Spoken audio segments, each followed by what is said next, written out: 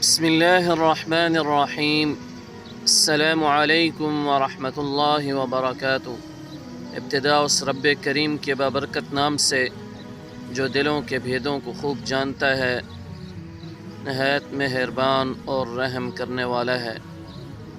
عن ابی ہریرہ رضی اللہ تعالی عنہ قال قال رسول اللہ صلی اللہ علیہ وسلم كلمتان خفيفتان على اللسان ثقيلتان في الميزان حبيبتان إلى الرحمن سبحان الله وبحمده سبحان الله العظيم۔